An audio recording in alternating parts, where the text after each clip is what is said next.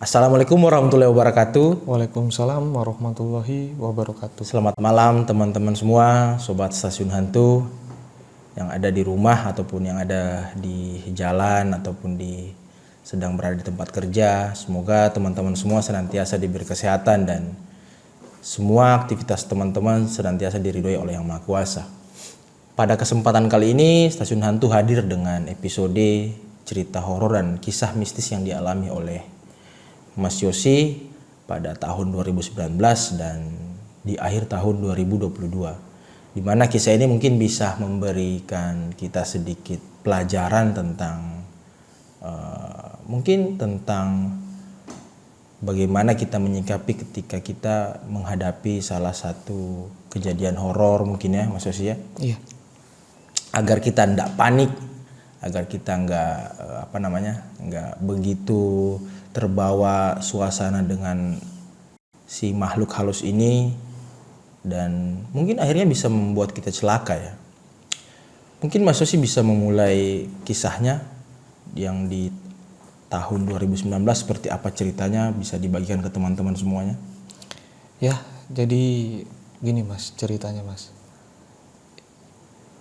Itu sebelum maghrib. Sebelum 2019 ini ya? Ya, hari itu sebelum maghrib saya mau berangkat kerja. Seharusnya saya ke bandara, tapi diminta itu harus ngambil beberapa dokumen di Benoa. Iya, kebetulan kerja saya pada saat itu kargo bandara. Oh, kargo bandara ya. Nah, di situ karena mepet sama waktu, saya ngejar. Oh, ibaratnya buru-buru ya? Buru-buru. Nah, pada saat itu sebelum maghrib sih jamnya, mungkin sekitaran kalau jam Bali itu jam 5-an lah. Jam 5? 5 lewat lah. Sebelum maghrib ya? Pas sebelum maghrib. Mungkin bisa dibilang sebelum sandikala. Sandikala apa tuh maksudnya? Kalau di Bali sendiri kayak peringatan mau menuju malam teng ada ini ya budaya orang sana ya, budaya Bali benar. Ya. Jadi pada saat itu saya ngambil motor dari Denpasar Selatan dari rumah, terus saya menuju Benoa. Tiba-tiba di lampu merah itu pas sebelum masuk tol ya. Ingat kata-kata emak aja sih. Tol yang di Bali berarti yang di laut itu ya? Iya benar. Yang di atas laut itu kan? Yang di atas laut. Ingat kata-kata emak itu yang kalau maghrib jangan keluar rumah dulu. Ya. Setelah azan maghrib baru boleh. Ya, karena kan ibaratnya maghrib itu pergantian siang dan malam dan waktunya mungkin jin-jin itu keluar juga. Karena kan di dalam ajaran Islam sendiri tuh kadang kalau maghrib kita disuruh tutup rapat pintu-pintu rumah agar ada satu jin yang mengganggu itu yang biasa masuk ke rumah. Dan mungkin itu juga yang dibawa orang tua kita kalau maghrib itu jangan keluyuran kan. Ya. Ya. Jadi saya lanjut ya. Itu di lampu merah itu kan berhenti saya. Keinget itu kata-kata emak. Tiba-tiba terbesit ya. Terbesit entah kenapa. Cuman gara-gara pikiran tersebut kayak ragu aja gitu jadinya. Ragu untuk ngebut-ngebut atau buru-buru tuh kayak pelan, pengennya santai gitu. Tapi karena namanya tuntutan kerjaan ya kan. Ya udahlah. Legowo aja, lanjut aja. Ngikut sama bos. Udah gitu masuk tol itu saya udah ngerasa aneh. Ngerasa anehnya tuh gini. Angin terus apa tuh kayak bukan dingin, harusnya dingin kan? Apalagi angin laut kan? Iya, dingin segala macam. Tapi merinding yang saya rasain. Oh, pas melintas di tol itu? Iya, kan kalau di tol itu kita melintas, ada 2 jalur mas nantinya mas. Iya. Satunya ke arah bandara, yang dari Sasetan saya sebut, karena saya lebih cepet Saya pikir lewat Sesetan kalau ke Benoa. Yang satunya ke Benoa. Tol itu bentuknya lingkaran gini. Iya. Nah, jadi pas waktu saya pertama kali masuk tol, kan nggak bayar tuh kalau di Iya, nggak Bali. ada, ya. Untuk motor bisa lah. Saya masuk, udah merinding. Saya nggak ada mikir buat aneh-aneh ya, maksudnya entah apa tuh nggak ada kepikiran. Saya udah mulai masuk, kan lumayan tuh putarannya tuh. Iya. Saya muter itu kalau nggak salah sesudah azan maghrib. Sebelum muter. Iya. Jadi lumayan pelan-pelan lah saya jalan itu. Santai lah ya. Awalnya niatnya tuh memang buru-buru, cuman itulah Karena- pikiran tadi. Nah, habis itu saya jalan. Nah, saya muter, saya lihat plang. Oh, sini ke arah bandara. Terus yang sebelah sini Benoa. Kan. Saya muter. Lah. Kok perasaan saya nih kok lama gitu ya kan? Saya jalan aja, nggak mikirin aneh-aneh sama sekali. Jadi saya cuma ngelihat jalan, fokus, ngeliatin jalan, gini aja mas. Set. Cuman pikiran saya tuh mikir, kok lama ya? Tapi saya nggak bisa berhenti buat naik motor itu, nggak ada niatan buat apa? Minggir dulu atau berhenti sejenak itu nggak ada. Intinya belum ada pikiran-pikiran, ini aneh nih. Iya. Belum ada ya. Akhirnya entah lama itu saya lihat lagi plangnya. Pelang yang sebelum putaran itu. Iya, sebelum mau muter itu ada pelang ya kan, kanan kiri. Saya lihat kok ini aneh pelangnya ini. Firasat saya mikir kok aneh ya. Saya lihatin lagi sampai saya foto. Saya foto, taruh di HP. Nih, aku ke kanan nih kali ini nih. Ke kanan nih, bukan ke kiri ya, ke kanan. Saya muter. Lama lagi. Cuman yang kedua kalinya ini saya merasa sunyi sekali Di jalan itu? Iya, itu kan motor sama mobil ya. Iya, campur. Iya, masa kok sunyi ya? Ah, nggak usah aneh lah pikiran. Muter lagi. Saya muter-muter di situ mas dari tadi itu mas. Ketemu pelang itu lagi? Iya. Akhirnya sebelum pelang itu ada kayak space ya. Garis putih, saya rokokan. Saya chat di grup. Maaf saya telat, begini alasan lah. Kenapa ini ya Allah, kenapa? Apa pikiranku atau gimana? Betul-betul rasanya tuh kayak shock itu loh. Ini apa aku mikirin apa atau ngelakuin apa sebelumnya? Berarti waktu di situ Yos ini muter-muter aja di situ. Iya, jadi saya nggak ketemu jalan tujuannya.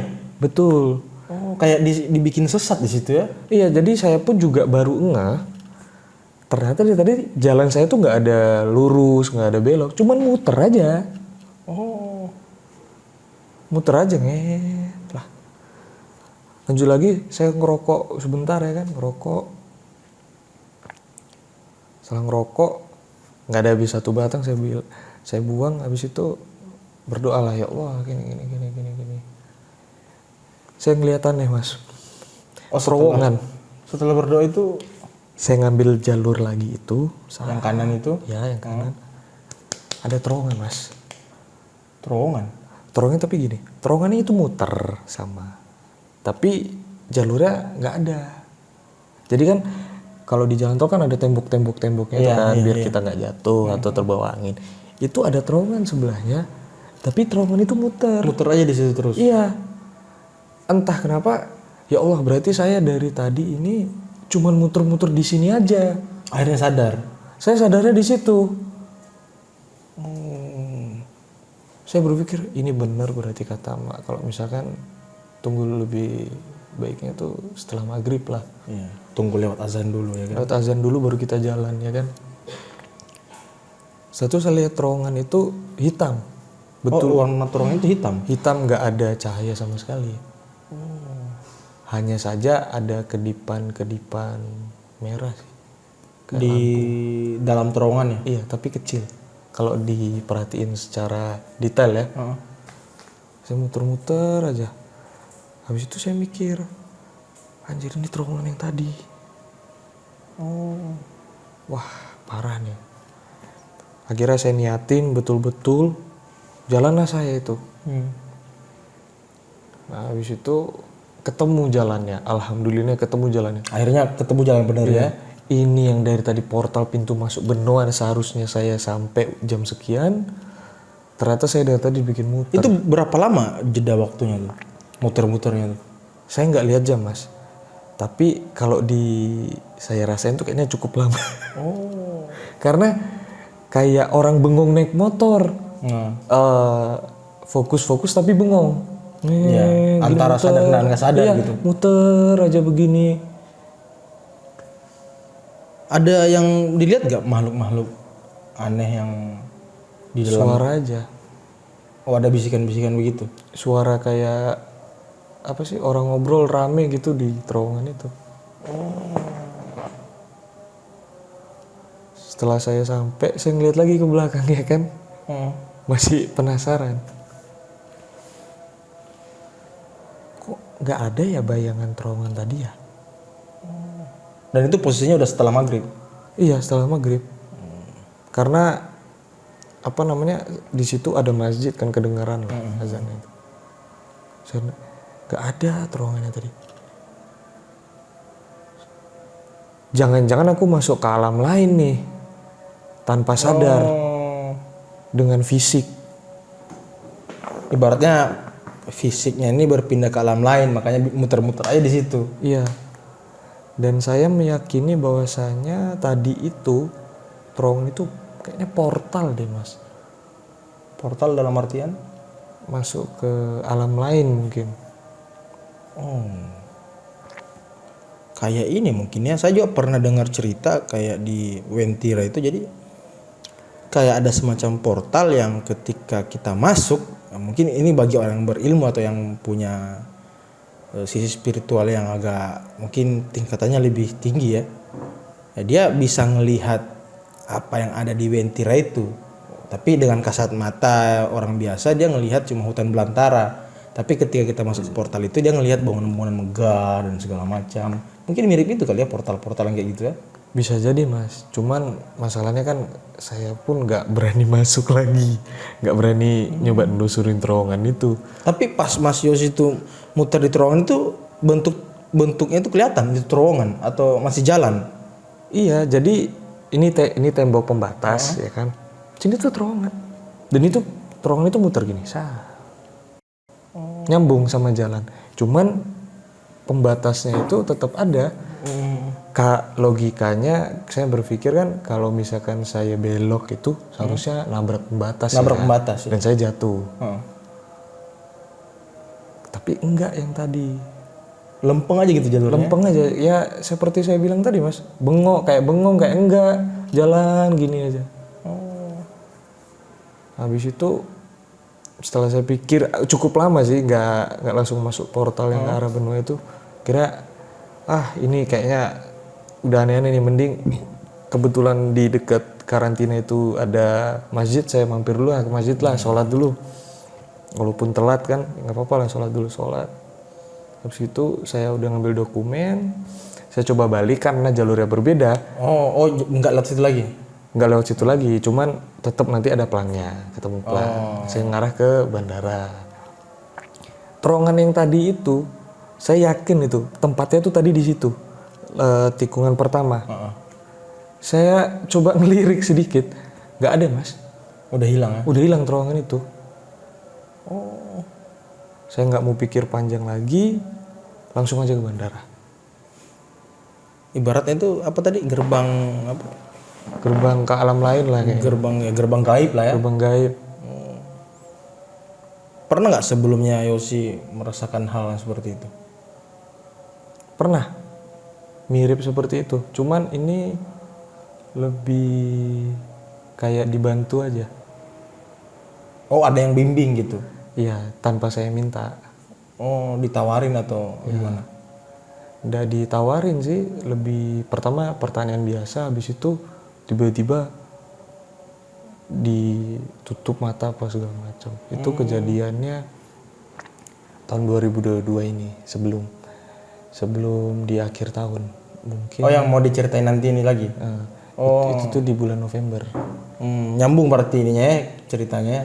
Ya, kejadiannya sama, cuman kejadiannya sama itu ke alam lain, cuman ini lebih Detail lagi mungkin. detail lagi. Saya dapatnya itu detail. Jadi ceritanya gini Mas, malam-malam sebelum hari Sabtu apa Minggu itu, saya ditelepon, Mas, sini Mas, ke daerah Tangerang ada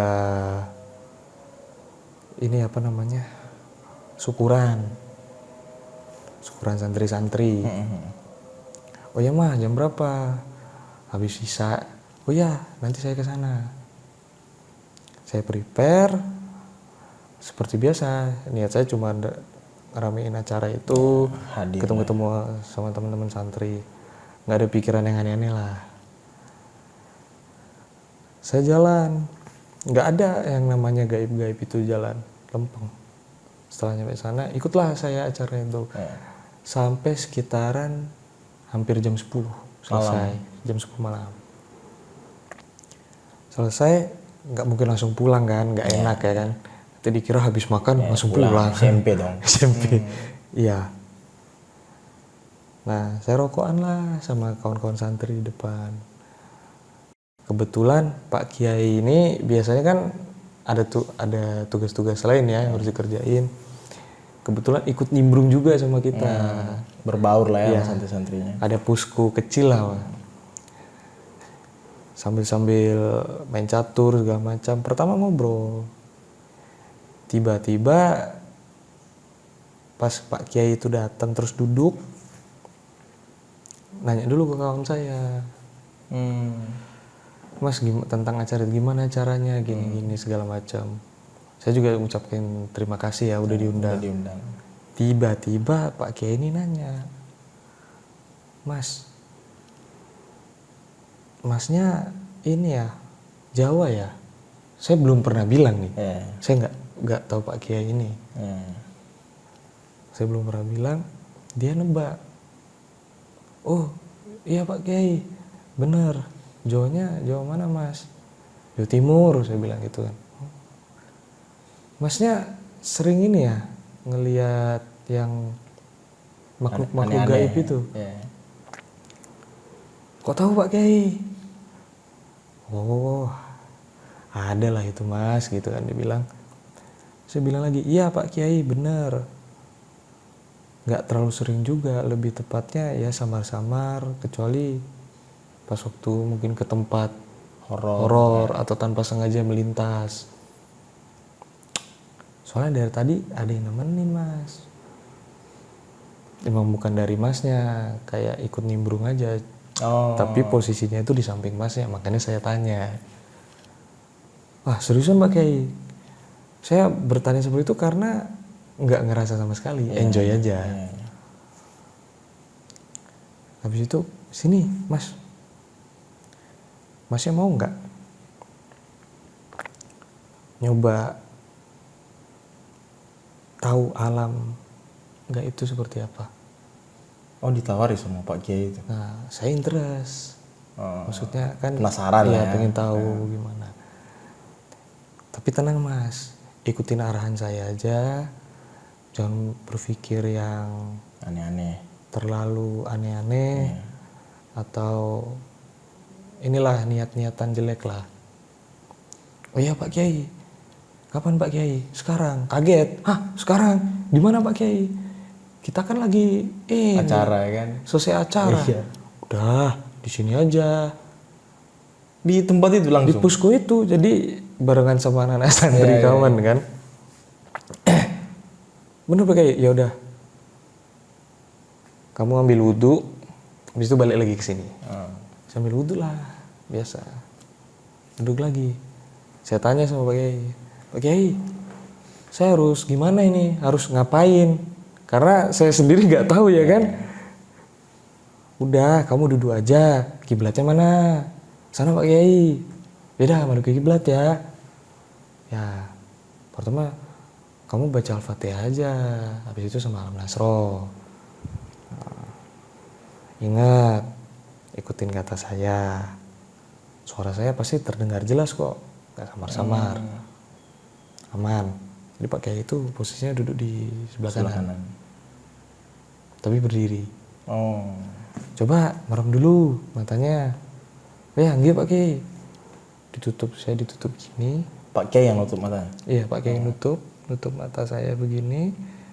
Tak kenapa badannya rasanya kayak apa sih? Tarik. Bukan ketarik, kayak Oh. Mendengung-mendengung gitu. Iya, mendengung gitu. Habis itu tangannya Pak Kiai itu begini, Mas. Entah 2 jari apa 1 jari itu, kalau nggak salah 2 jari begini. Sambil dipencet, ditarik. Di saat waktu pencet itu di sini saya tuh kayak terasa panas sama sakit, kayak ditusuk-tusuk jarum. Setelah itu Pak Kiai baca doa-doa begini, saya langsung hilang. Itu saya jelaskan begini, pada saat hilang itu kayak saya tuh seperti ditarik kemana gitu, entah kemana, tiba-tiba saya jatuh aja, tapi nggak jatuh ke tanah gitu, nggak. Jatuh dalam kondisi berdiri gini, saya kan bingung, wah di mana nih? Hutan belantara. Di sana saya kebingungan, dan yang pertama kali saya lihat itu setan, Mas. Wujudnya apa? Yang pertama wujud pocong. Itu posisi arwahnya yang ketarik apa gimana tuh? Arwah, korin lah, apalah, saya kurang ngerti lah juga begitu tuh. Tapi bukan badan Mas Yosi sendiri yang kayak jatuh gitu ya? Bukan. Jadi ibarat yang halus itu ya? Ya dari sini tuh kayak ketarik aja. Saya tiba-tiba jatuh, terus udah di hutan belantara. Pada saat saya di hutan belantara jatuh, saya ngeliat pocong pertama kali. Itu jelas, dan itu nggak jauh, dekat. Mungkin 3 langkah kaki lah, yang lebar 3 langkah kaki. Kaget dong, pas waktu jatuh, ngelihat pocong jarak 3 langkah itu kaget. 3 langkah? 3 langkah kaki lebar. Hah? Deket banget berarti? Iya, saya kaget, sumpah. Dan di anjir, kaget dong kan? Kalau kayak begini ya kan kondisinya. Dan seharusnya saya pikir dia ngelihat saya kan kalau kayak gitu kan. Tapi enggak, Mas. Dia menghadap kemana? Ke kiri. Kalau saya berdiri seperti ini, dia ke sana berarti? Iya, ke kiri. Tapi suara Pak Kiai itu udah nggak ada? Udah nggak ada. Udah nggak kedengeran suara? Pertamanya nggak ada suara. Pas ketulang ngobrol, saya berusaha yang namanya untuk lari. Menghindari si pocong itu? Iya. Tapi saya mengurungkan niat setelah si pocong itu ngebling-ngebling. Maksudnya? Oh, pindah-pindah gitu? Iya. Tep ke arah sana. Mengurungkan niat jadinya. Oh, berarti bukan ke arah saya pikir. Dari situ muncul, Assalamualaikum nak. Waalaikumsalam Pak Kiai. Setelah saya jawab Waalaikumsalam, entah kenapa saya kan ngeliat ke bawah. Kaki saya nggak nyentuh tanah, Mas. Sama sekali nggak nyentuh tanah. Badan saya ini samar-samar, kayak putih semua tapi samar-samar. Oh, ibaratnya berarti bukan badan yang tadi tuh ya, yang halusnya ya? Halus, saya pikir wah ini halusnya nih. Tapi itu tanahnya tuh tanah, beneran tanah. Saya ngehnya itu kan masih tanah biasa, nggak ada rumput ya. Saya ke sebelah, itu kan masih ada rumput, daun-daunan. Soalnya kalau saya nginjak ada dah bekasnya, mungkin. Atau terasa lah. Iya, terasa lah. Saya nggak ngerasa sama sekali. Dan saya sampai angkat kaki emang nggak nyentuh tanah sama sekali.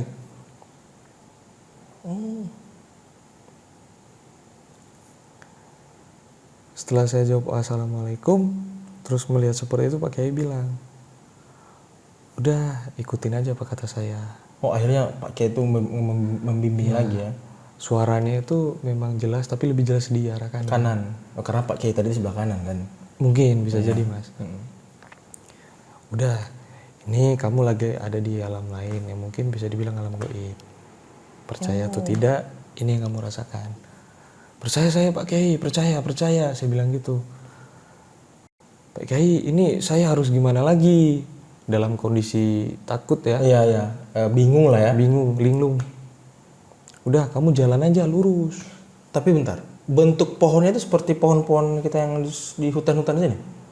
Iya, cuman itu lebih belantara, lebih kayak lebat lagi? lebih lebat segala macam. Iya. Nah, sepi mas awalnya itu. Sepi, cuman ada makhluk pocong itu doang. Saya jalan lagi, itu kayak supersonik gitu loh. Sup. Kayak pindah-pindah cepat gitu ya? Iya, sup.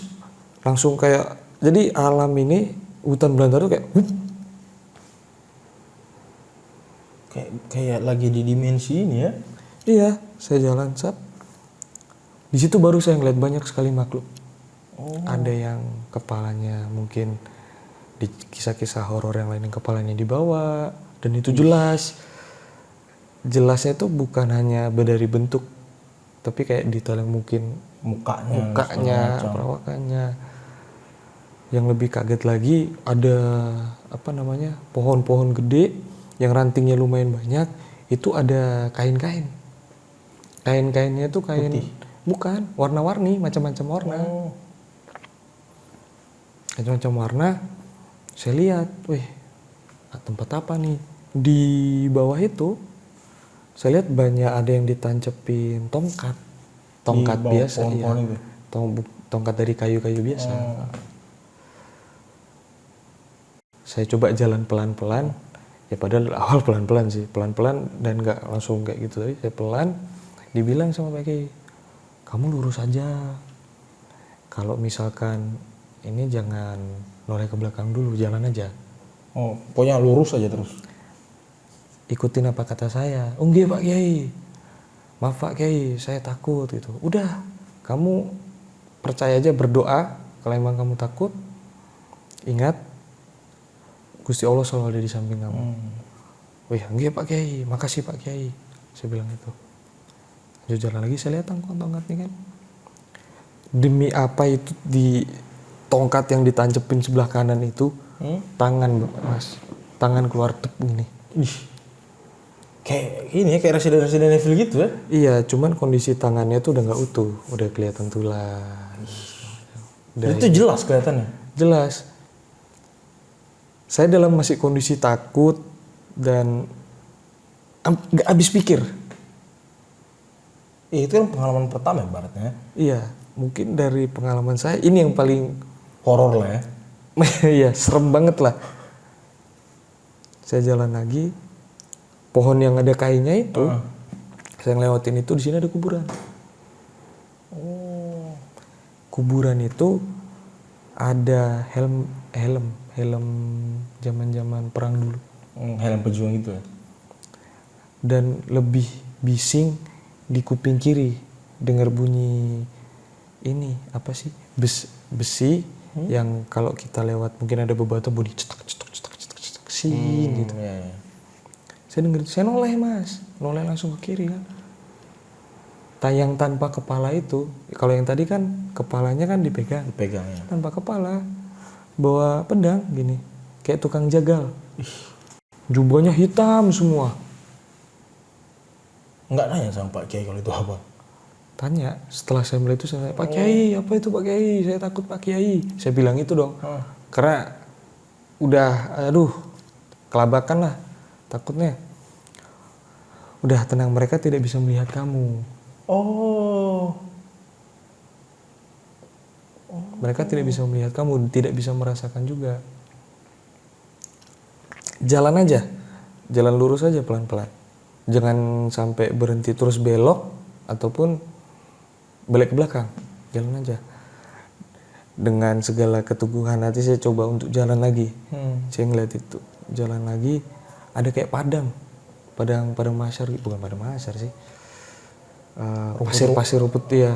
Pasir-pasir yang udah kering gitu lah. Saya lihat lagi di sana tuh ada wanita dipasung. Wanita dipasung? dipasung. Tapi kalau dipasungnya kan biasanya kan dipasung di ini ya, di tempat. Itu enggak, digeret sambil dipasung gini kakinya, terus tangannya diikat sama kaki begini kan, itu ditarik, diseret dari leher. Nggak punya mata, matanya udah nggak ada, pakainya compang-camping penuh bekas-bekas darah gitu. Dan yang geret itu pun kupingnya panjang, Mas. Kupingnya panjang ke bawah gini, terus ada ini dahi ini kayak ada tanduk ini satu. Rambutnya panjang. Saya nggak lihat wajahnya karena dia ngadep ke sana, sejalan dengan saya. Semakin saya jalan setapak demi setapak itu semakin keras lah, dari bunyian banyak api-api yang terbang. Dan ada juga yang saya bilang bangkit dari kubur, saya bilang. Kalau tadi mungkin tangan. Tapi ini benar-benar orang yang bangkit dari kubur. Entah percaya atau enggak, lucu atau tidak, ya itu yang saya lihat.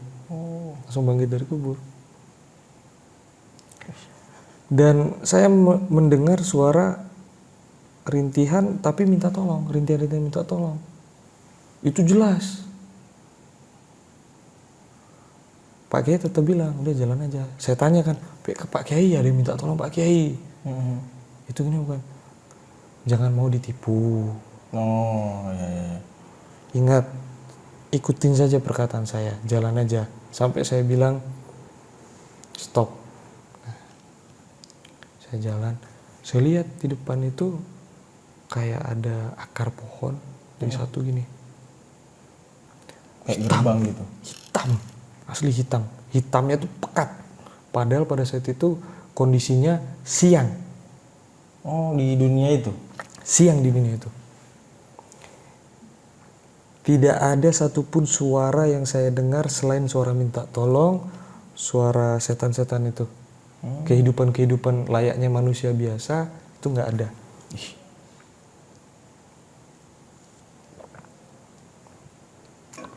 Ngeri sekali ya. Pas waktu saya lihat terowongan tadi, saya mikir, apa itu? Tanyalah, Pak Kiai, ini saya ngeliat terowongan Pak Kiai, hitam Pak Kiai, apa nih? Saya harus lanjut atau gimana Pak Kiai? Deketin aja, tapi jangan masuk. Semakin saya mendekat dengan terowongan itu, semakin berat kaki saya buat jalan. Seperti ditahan, ngangkat kaki itu udah susah. Pak Kiai, mohon maaf Pak Kiai, berat kaki saya Pak Kiai, apa yang harus lakukan Pak Kiai? Udah jalan aja. Pak Kiai, paksain aja. Setelah saya nyoba deket, di belakang saya tuh lewat orang, Mas. Kaget saya. Lewat orang pakai compang-camping, ini di rantai, gak bekas rantai tapi putus, rantai putus. Rantai putus di tangan. Jalan terus kakinya pincang satu, jadi jalannya agak geret-geret kayak gitu. Kagetnya nauzubillah, karena kondisi saya jalan biasa, semakin berat, lewat di samping, udah nauzubillah itu saya bilang tuh kagetnya, kaget, takut, pengen nangis juga nggak bisa, serba ketakutan. Lanjut lagi, nah ini udah hampir deket nih. Di gerbang hitam itu? Iya. Nah, dibilang, itu kalau kamu masuk ke sana nanti gak bisa balik lagi. Wah, terus gimana Pak Kiai? Ketawa-ketawa Pak Kiai. Nah, sekarang coba kamu balik ke belakang. Nanti ada cahaya. Kamu ikutin aja cahaya itu. Jangan pernah belok kanan, belok kiri, ikutin aja kemana itu cahayanya. Cahaya itu tepat di depan kamu. Cahaya kecil, nanti kamu lihat kok, tapi semakin kamu jalan semakin besar gitu katanya. Iya Pak Kiai, makasih Pak Kiai. Yaudah saya lanjut jalan Pak Kiai. Belok, balik badan, jalan. Ada cahayanya. Makhluk yang tadi saya lihat udah beda-beda lagi, Mas. Berubah. Yang kuburan tadi yang cuma nggak ada, jadi kayak rumput biasa. pohon yang ada kain tadi itu ganti dengan mayat. Mayat kegantung di atas. Lebih horor lagi ya. Mayat kegantung di atas.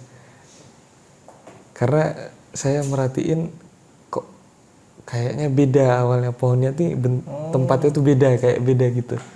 Saya ngeliat ke atas, mayat. Udah stop, saya nggak berani lagi.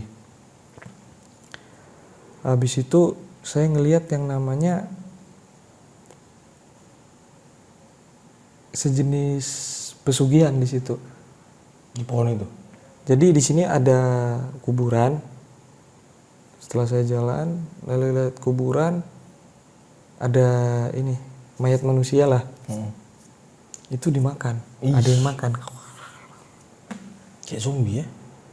Dimakan. Tapi yang dimakan itu bukan, saya berani bilang karena ususnya tuh masih ada, yang bagian sini aja. Saya langsung tanya sama Pak Kiai, karena udah saking nggak kuatnya ya. Pak Kiai, mohon maaf Pak Kiai, saya mau lari aja bisa nggak Pak Kiai? Udah nggak kuat nih Pak Kiai. Udah, nggak usah takut. Terus dibilang itu nggak usah takut, nggak usah takut, nggak usah takut. Jalan aja seperti biasa. Setelah saya ngelewatin yang mayat tadi yang makan itu tadi, saya kembali ke fenomena yang pertama, yaitu kayak wus. Iya, yang kayak dimensi itu berarti kan. Iya, wus kayak loncat gitu. Set. Pas saya loncat di sana tuh, di depan saya tuh jurang, Mas.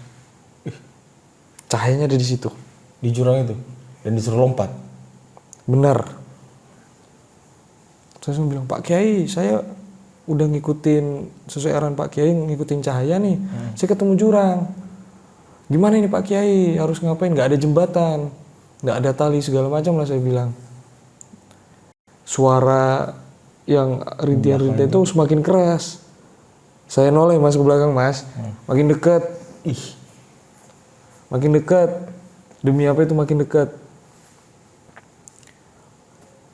Udah, kamu loncat aja, percaya aja omongan saya, kamu gak kenapa-napa, udah percaya aja. Entah gimana pikiran saya pas itu, pokoknya udah ngikutin aja, percaya kalau memang ini udah waktunya ajal saya serahin lah kepada yang di atas. Udah berserahlah saya di situ. Saya percaya aja sama Pak Kiai kalau memang niatnya baik gitu. Saya loncat, beneran loncat.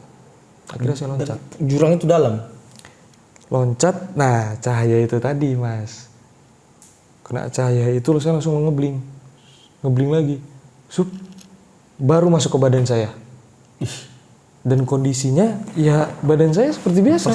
Persis sama. Sebelum begini. Cuman saya rebah habis itu, tumbang. Capean gitu. Loh Mas Pak Kiai. Udah suara saya tuh kayak udah berat sekali mau ngomong. Loh Mas Pak Kiai. Pak Kiai haus Pak Kiai, lapar Pak Kiai, saya lontarin semua lah apa yang saya rasain itu. Lalu Pak Kiai, akhirnya saya dibantu untuk duduk, lurusin kaki, dikasih air putih. Itu Mas. Macam ini ya tamasya alam gaib ya. Secara mungkin secara logi mungkin kasarnya gitulah. Cuman itu aduh, jelek kali lah Mas, saya bilang pengalamannya itu Mas. Dan melihat makhluk-makhluk itu jelas ya, detail pokoknya ya. Iya detail, sampai saya jijik juga sih. Tamasya alam gaib ya kan. Aduh, itu berisi itu. Iya, setelah itu dikasih tau lah sama PK itu tadi alamnya begini. Ada dijelasin namanya. Iya, itulah alam yang lain. Dan gaib. Itu salah satu dosa-dosa manusia lah yang kita pernah lakukan. Habis itu ya mungkin yang pernah melakukan perjanjian dengan setan segala macam. Iya. Habis itu udahlah saya dikasih makan. Saya makan, habis itu prepare, makasih Pak Kiai, diingetin lagi nanti sampai rumah wudhu ya. Nggak lama kemudian saya cabut pulang. Asli itu tamasya alam gaib sih itu. Selama pulang itu alhamdulillahnya nggak ada rasa takut, aman lah. Itu Mas. Aduh. Nah itulah tadi teman-teman ya, kisah dari Yosi yang itu mungkin pengalaman yang menurut saya sangat jarang orang mendapatkan pengalaman-pengalaman seperti itu, karena emang harus dibimbing dengan ahlinya. Dan dengan masuk ke alam itu dan melihat fenomena-fenomena hantu dan segala macam secara detail, itu juga perlu mental yang kuat ya kan. Kalau mental kita setengah-setengah ya pingsan jadinya kalau nggak kayak gitu, apalagi detail. Ya itu mungkin kisah. Ada lagi? Nggak lagi ya? Ada lagi mas, udah mas, cukup. Cukup ya, terlalu ekstrim itu tadi. Iya. Itu ekstrim tadi itu. Jadi itu tadi teman-teman kisah dari Yosi yang melakukan perjalanan alam gaib dan dipandu oleh salah satu kiai yang ada di Tangerang. Dan kalau teman-teman punya kisah yang sama dengan Mas Yosi ataupun pernah merasakan hal yang sama, mungkin bisa di DM di Instagram ataupun di TikTok atau email di YouTube ke tim kami. Siapa tahu teman-teman bisa kita undang ke Stasiun Hantu untuk berbagi cerita dan kisah seperti yang dirasakan oleh Mas Yosi, karena kisah ini sangat jarang ditemui oleh orang banyak gitu. Cukup sekian dari saya dan Mas Yosi. Jika teman-teman suka dengan videonya, silahkan share ke kerabat, saudara, dan keluarga Anda. Dukung terus channel YouTube Stasiun Hantu dengan menekan tombol subscribe, like, dan nyalakan loncengnya agar Anda mendapatkan notifikasi terbaru dari video terbaru Stasiun Hantu. Cukup sekian dari saya dan Mas Yosi. Billahi taufiq wal hidayah. Wassalamualaikum warahmatullahi wabarakatuh.